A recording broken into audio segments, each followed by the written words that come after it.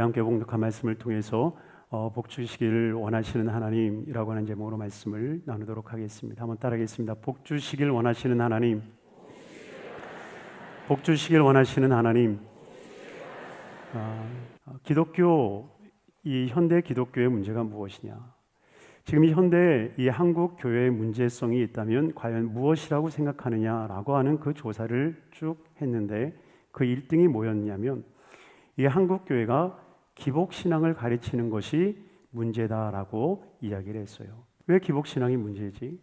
왜 기복신앙이 문제지? 여러분, 기복이라는 말이 뭐예요? 기복이라는 말 자체는 복을 비는 거거든요. 여러분, 우리 복 좋아하잖아요. 설날 되면 복자 크게 써 있는 복주머니를 들고 아이들한테 선물도 주고 하지 않습니까? 여러분이요, 기복이라고 하는 것은 복을 비는 건데 실상 성경에서 하나님께서 우리에게 복을 빌라고 명령하시고 있거든요. 오늘 함께 읽지는 않았지만 민수기 6장 27절 말씀에 이렇게 기록하고 있어요. 함께 읽겠습니다. 그들은 이같이 내 이름으로 이스라엘 자손에게 축복할지니 내가 그들에게 복을 주리라. 복을 빌라는 거예요. 여러분, 복을 빈다는 것이 기복이거든요. 복을 빌어주는 거예요. 여러분, 그 복을 빌어주는 것을 통해서 하나님께서 우리에게 복을 주신다라고 약속하고 있거든요. 그러니 정말 복을 비는 것이 잘못된 것일까? 아니죠. 복에 대한 방향성과 복을 이루는 그 방법론이 조금 어그러져서 복에 대한 잘못된 인식이 있기 때문이라고 저는 생각이 듭니다.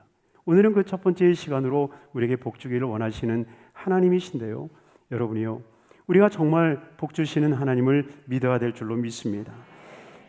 하나님은 복 주기를 원하시는 거예요. 우리 옆에 분들에게 한번 인사할까요? 하나님은 당신에게 복을 주기를 원하십니다. 여러분, 정말 하나님은 우리에게 복을 주기를 원하세요. 오늘 본문 23절이 이렇게 시작하지 않습니까? 같이 읽습니다. 아론과 그의 아들들에게 말하여 이르기를 너희는 이스라엘 자손을 위하여 이렇게 축복하여 이르되. 하나님이 이스라엘 백성들에게 축복하십니다. 근데 여러분이요, 하나님이 이렇게 축복하신 때가 가장 먼저 어디서 나오죠? 창세기 1장 28절에 이렇게 나와 있어요. 함께 읽겠습니다.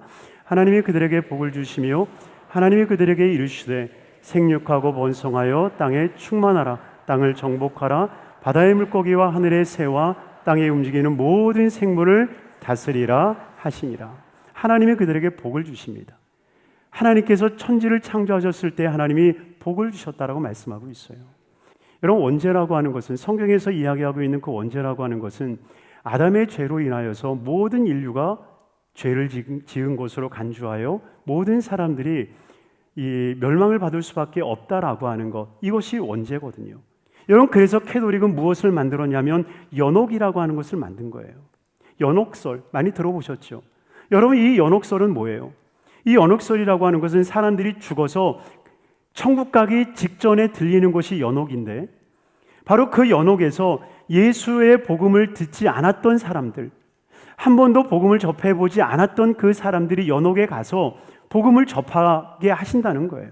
그래서 복음을 접해서 예수를 믿으면 천국 가고 거기서도 예수 믿지 않으면 지옥 간다라고 하는 것이 연옥설입니다. 여러분, 캐톨릭은 그것을 만들어낸 거예요. 그런데 여러분이 성경을 통해서 이 원죄가 드러나기 전에 하나님은 원복을 우리에게 주셨다라고 하는 것을 우리가 깨달아야 돼요.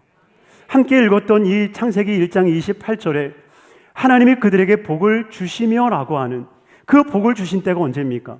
죄를 지었을 때입니까? 아니에요. 죄를 짓기 직전에 이미 하나님께서는 그들에게 복을 주셨다라고 하는 거예요. 그러니 우리가 이야기하고 하는 원죄, 오리지널 신이라고 하는 그 원죄보다도 더 앞선 것은 뭐예요? 오리지널 블레싱이 먼저인 거죠. 하나님이 우리에게 복을 먼저 주셨다라고 하는 거예요. 여러분, 이것이 보여야 하나님의 구원이 보이는 것입니다. 여러분, 이 세상이 얼마나 힘들어요. 얼마나 아픈 일들이 많아요. 얼마나 괴로운 일들이 많아요.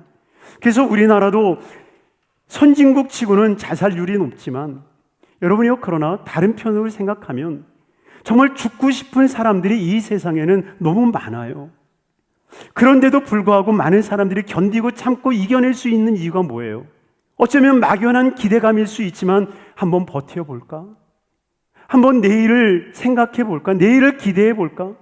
올해는 내가 이렇게 무너졌어도 내년에는 좋은 일이 생길 수 있겠지라고 하는 어쩌면 그 기대감이 그들을 오늘을 살 수 있는, 오늘을 버틸 수 있는 힘을 주는 건 아니겠습니까? 여러분, 그것이 어디서부터 온다고 생각합니까? 저는 주님이 이미 우리에게 주신 생육하고 번성하라. 여러분, 이것을 다른 말로 하면 뭐예요? 살아보자는 거잖아요. 여러분, 하나님께서는 이것을 우리에게 이미 주신 거예요. 하나님이 이 원복을 우리에게 주셨기 때문에 우리는 살아갈 수 있는 거예요. 노아 홍수를 통해서 이 세상을 심판하셨을 때에도 노아에게 가장 먼저 하셨던 말씀이 뭐예요? 창세기 9장 1절에 이렇게 나와 있습니다. 함께 읽겠습니다. 하나님이 노아와 그 아들들에게 복을 주시며 그들에게 이르시되 생육하고 번성하여 땅에 충만하라. 여러분, 노아 사건을 통해서 단순히 하나님이 이 세상을 물로 심판했다라고 생각하면 안 돼요. 그렇게 이야기를 하면 하나님의 구원이 보이지 않습니다. 여러분, 노아 홍수의 사건은 무엇을 이야기하냐면 하나님께서 너희 그 상태로는 안 돼. 내가 너희를 얼마나 존귀하고 귀하게 지어놨는데 주님은 그들의 어긋난 그 삶을 바로잡게 하기 위한, 정말 하나님의 복된 모습으로 살아가게 하기 위한 하나님의 구원의 역사임을 우리는 볼 수 있어야 됩니다. 여러분, 심지어 아브라함이라고 하는, 아브라함은 믿음의 조상이에요. 아멘. 믿음의 조상 아브라함.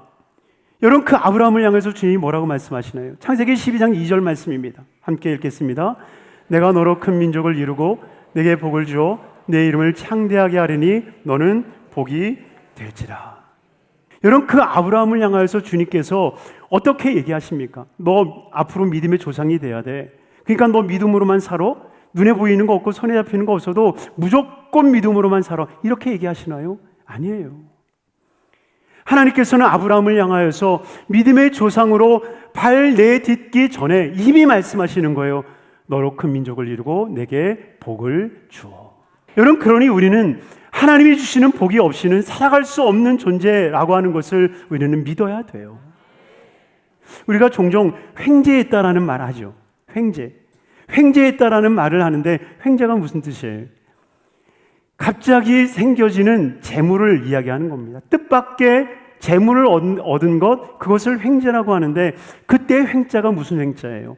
가로 횡자입니다. 여러분, 횡재는 위로부터 오는 복이 아니라 내 수평적인 모습에서 오는 그 복은 결코 우리를 복되게 하지 못하더라는 거예요. 창세기 13장 10절에 보면 조카 롯에 대한 이야기가 나오는데 한번 같이 읽겠습니다. 이에 롯이 눈을 들어 요단 지역을 바라본즉 소알까지 온 땅에 물이 넉넉하니 야훼께서 소돔과 고모라를 멸하시기 전이었으므로 야훼의 동산 같고 애굽 땅과 같았더라. 여러분, 조카 롯은 무엇을 봅니까? 요단 지역을 보는 거예요. 수평적인 것을 봅니다. 그 수평적인 것을 보면서 마치 멸망하기 직전이라 야훼의 동산, 하나님의 에덴 동산과도 같은 놀라운 모습으로 보여지기 시작하는 거예요. 그러나 그 끝은 우리가 잘 알고 있지 않습니까?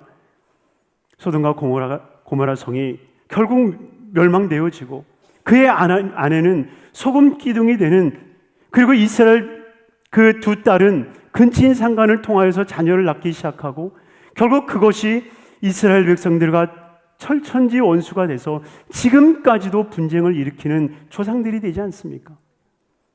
이에 반해 아브라함은 어떻던가요? 15장에 이렇게 나와 있습니다. 창세기 15장 5절 말씀 같이 읽겠습니다.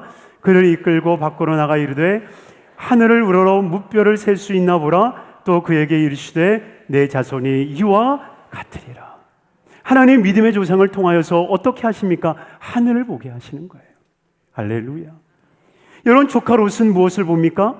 조카 롯은 요단 지역을 보지만, 그러나 아브라함은 하늘을 우러러 무뼈를 보기 시작하는 거예요. 눈의 시각이 달라지는 거죠. 여러분, 물론 14장에 가서는 하나님이 아브라함에게 동서남북을 보게 하시죠. 그러나 동서남북을 보는 것으로 멈춰질까 봐 15장에 이르러서 주님이 말씀하고 있는 거예요.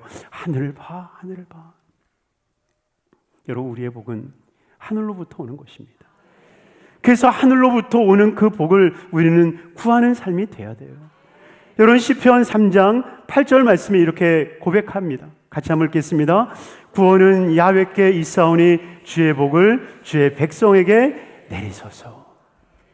근데 재미있는 것이 이 축복이라고 하는 바라크라고 하는 히브리 말이요, 또 하나의 의미가 있는데 바로 그것은 무릎을 꿇다라는 말이에요. 여러분, 그러니 하나님께서는 무릎을 꿇다라는 말과 축복하신다라는 말을 다른 말로 사용하지 않고 동일한 단어로 사용하고 계신다는 거예요. 여러분, 이것은 우리가 하나님 앞에 무릎을 꿇는 것이 복이요, 또한 무릎을 꿇었을 때 하나님께서 우리에게 복을 주신다라고 하는 것을 말씀하고 계시는 거예요. 아멘. 우리가 하나님 앞에 무릎을 꿇으면 하나님은 반드시 우리에게 복을 주신다라고 하는 거예요.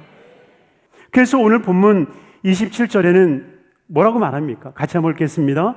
그들은 이같이 내 이름으로 이스라엘 자손에게 축복할지니 내가 그들에게 복을 주리라. 이 축복하는 자에 대한 이야기는 아마 다다음 주 정도의 말씀을 좀 나눌 것 같은데요. 여러분, 분명한 것은 복을 빌을 때에 하나님 복을 주시는 거예요. 너희가 악할지라도 자식에게 좋은 것을 줄 줄 알거든. 하물며 하늘에 계신 아버지께서 사랑하는 자가 떡을 달라 하는데 돌을 주겠느냐? 생선을 달라 하는데 뱀을 주겠느냐? 사랑하는 자가 구하면 내가 성령을 보내주실 거다. 주님이 말씀하고 계세요. 여러분, 그러니 우리는 하나님 앞에 구하는 자가 돼야 되고 반드시 하나님께서 우리에게 복을 주실 줄로 믿습니다. 기도하고 그 복을 누릴 수 있는 우리 귀한 성도님들의 삶이 되기를 주님으로 축원합니다. 축원합니다.